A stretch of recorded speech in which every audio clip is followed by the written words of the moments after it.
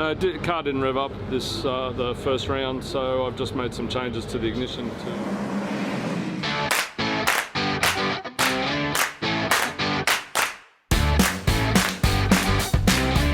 All right, folks, something a little different this morning. I am sitting here with Mr. Bruce Reed. He is literally, and he's going to smack me in the head for saying this, but he's literally a living legend in Australian top fuel drag racing.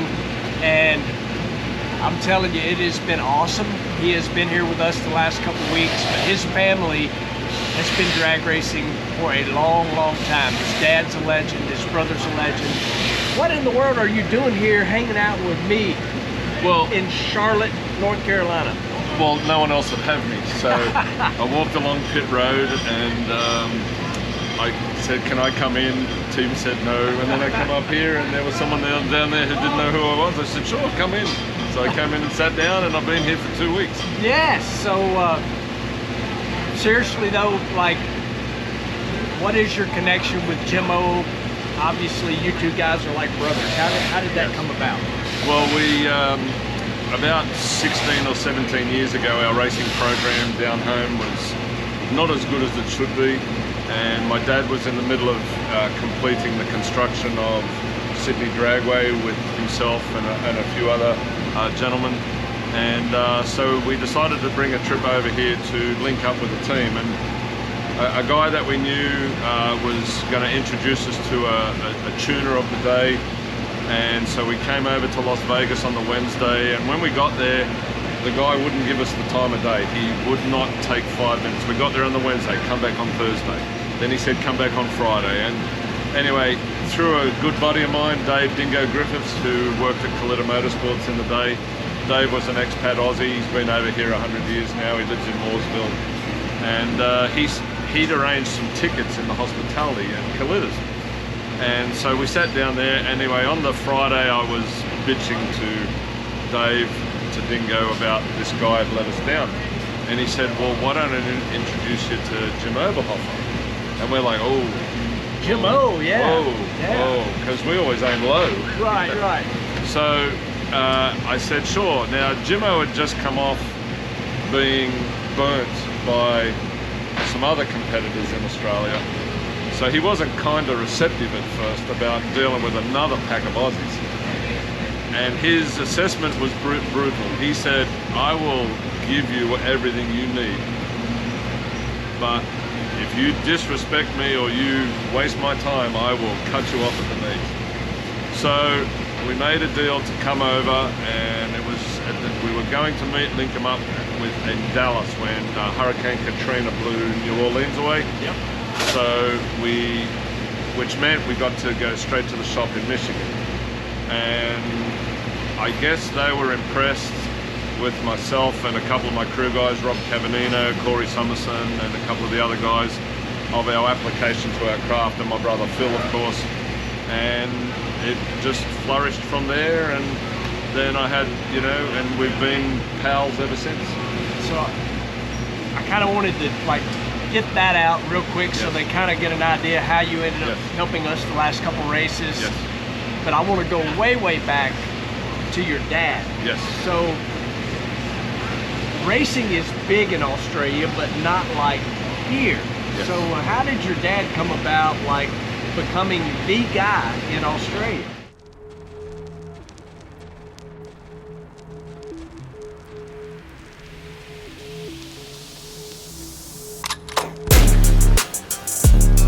I mean, where did the racing thing start? How did all that kind of get going?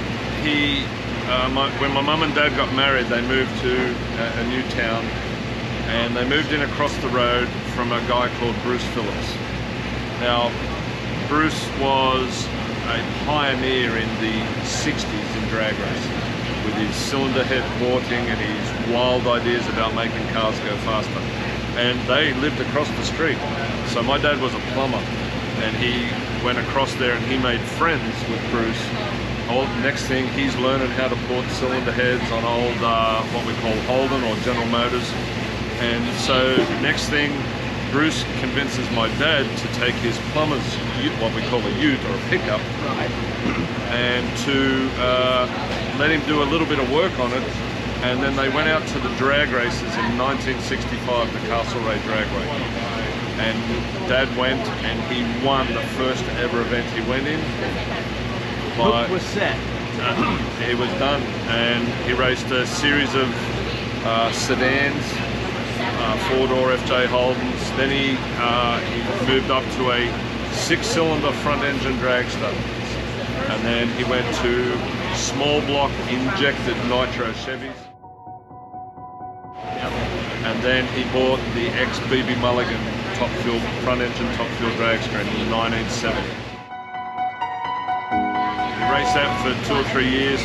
Then we went to this new thing called the rear-engine dragster, and he bought another car. I can't remember where it came from, and they cut it up and turned it into a rear-engine dragster. And then he raced so he basically raced top fuel from 1970 to 2004. And then he stepped aside to let my brother drive. So you also said something there that kind of caught my attention, and a lot of this I know. I just want people watching to kind of know this. You said your dad helped build Sydney Dragway. Yes.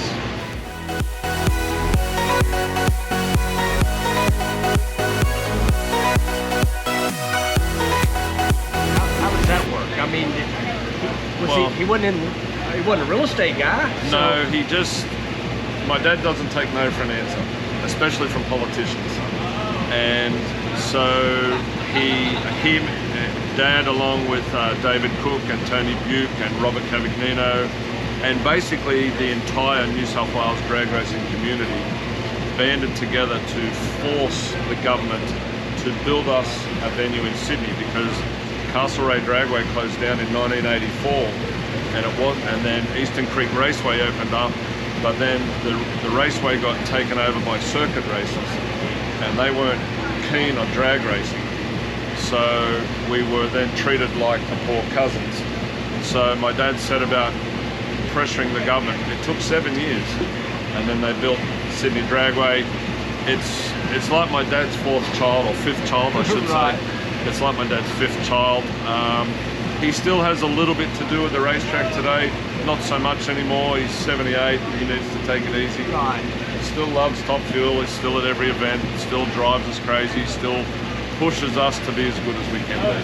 So your dad, your brother, you guys have been very successful. I mean, kind of give me some of your highlights of y'all's life as racers. I mean, y'all have done a lot, so what I'm doing is basically saying, pat yourself on the back here a little bit. Tell us what all you've done, the family.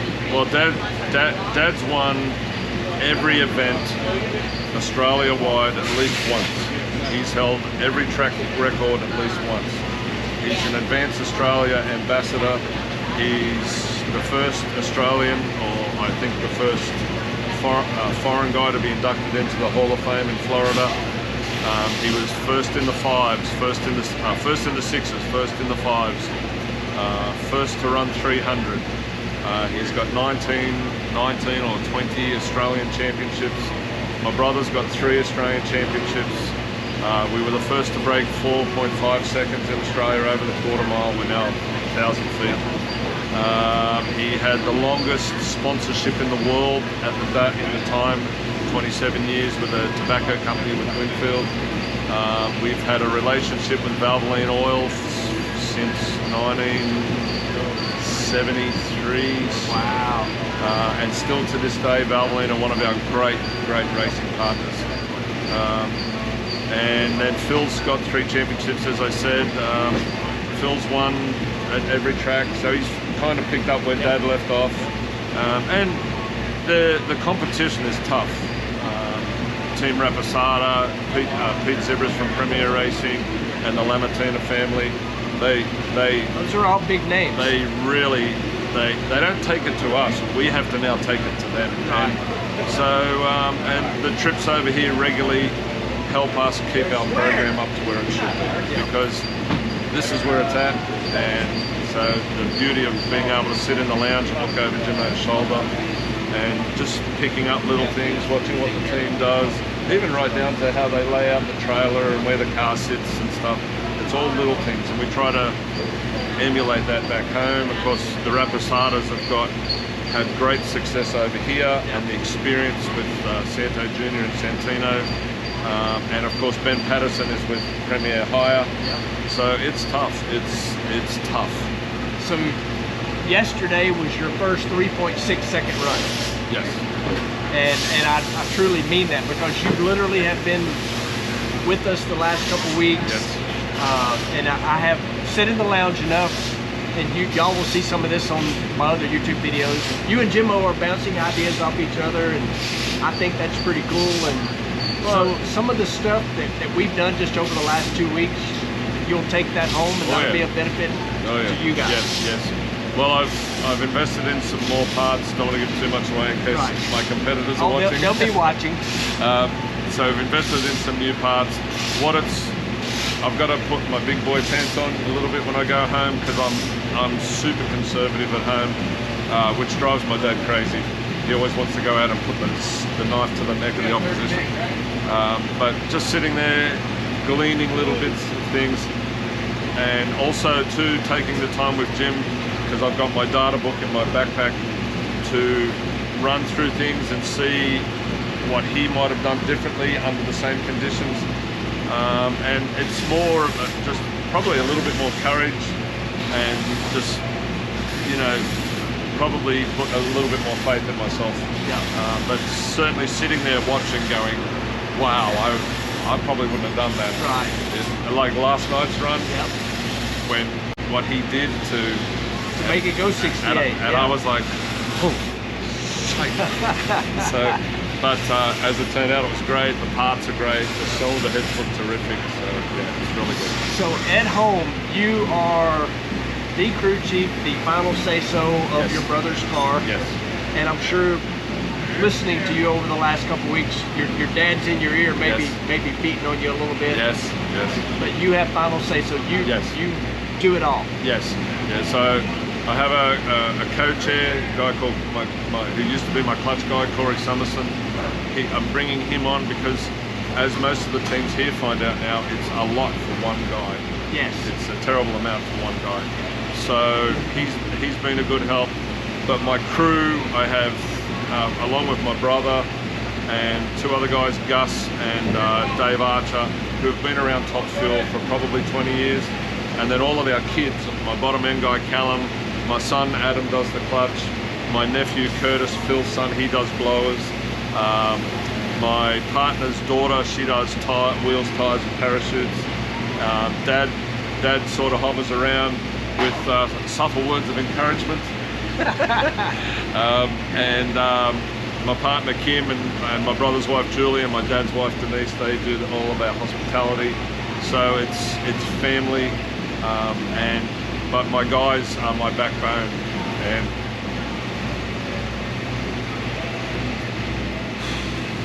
always get emotional talking about the crew. I understand.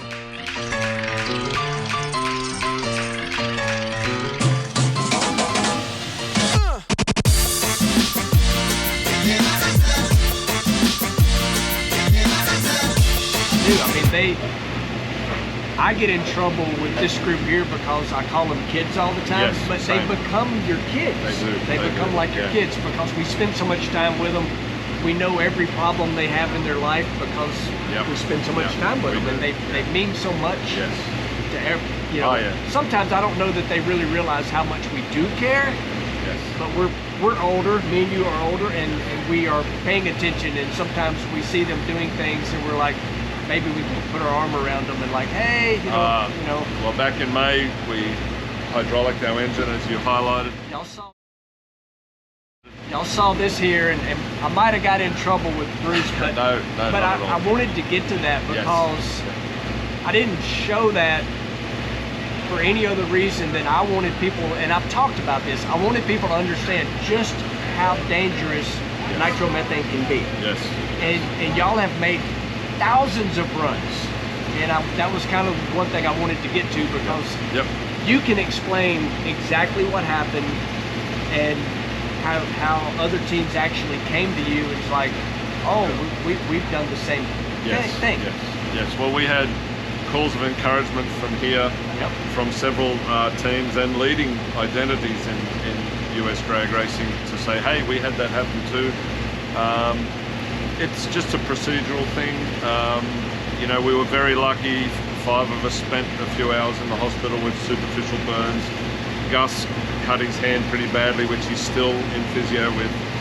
But it's just a procedural thing. Something just caught us out that we weren't prepared for. A little bit of fuel stayed in the engine.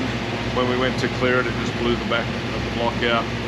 My son Adam was leaning down beside the tyre. He got a pretty good jet blast across his face.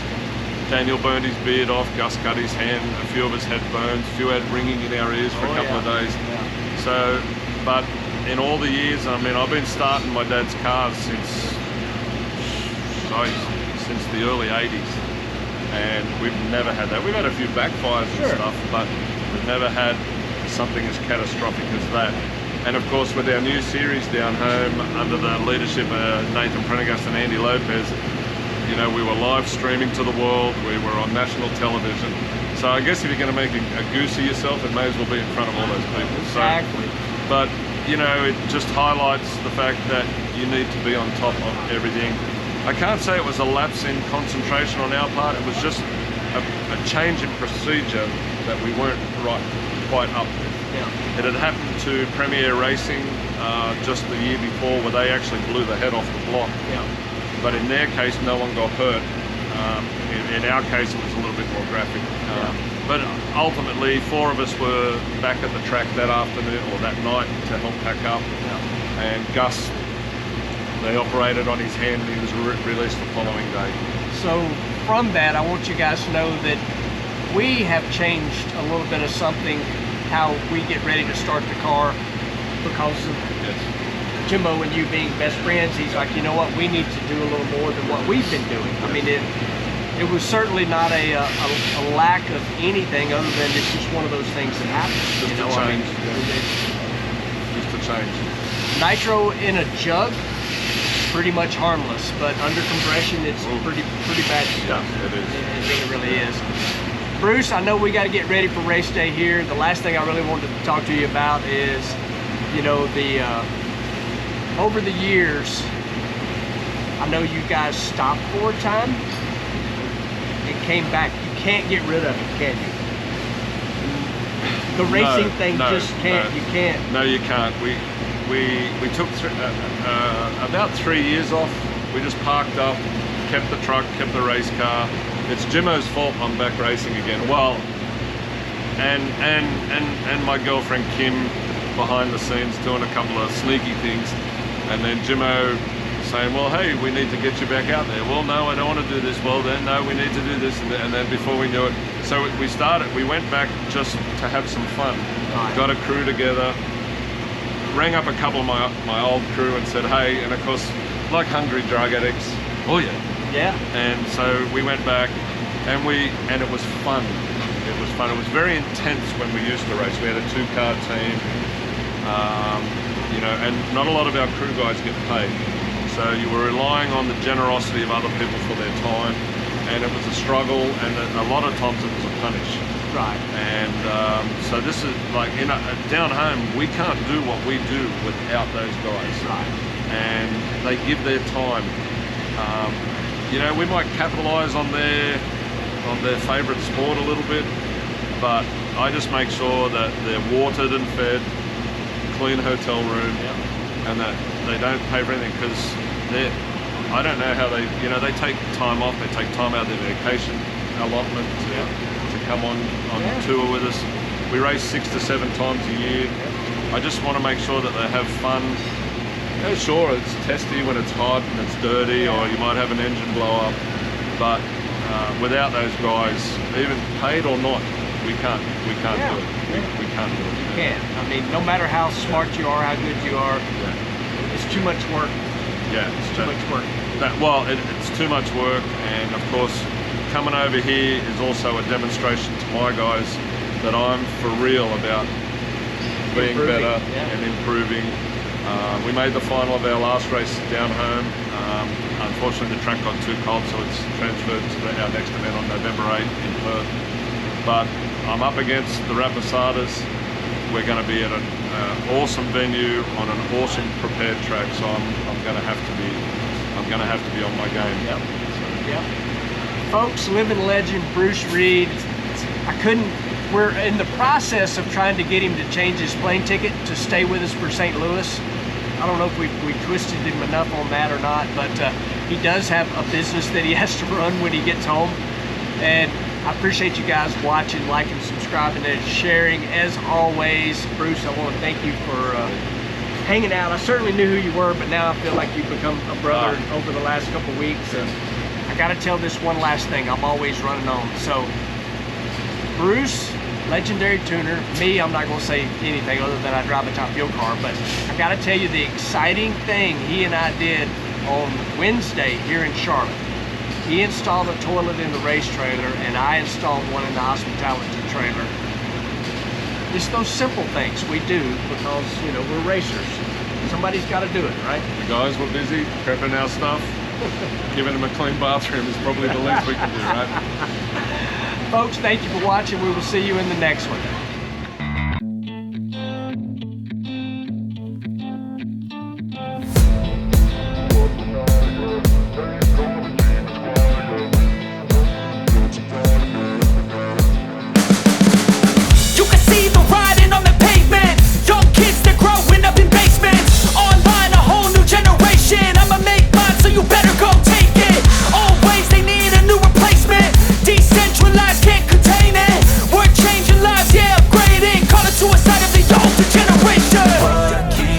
But now, yeah, make all the demons quiet, yeah. We were built to thrive, yeah. I think that we've all had enough. What keeps you up at night, yeah. Make all the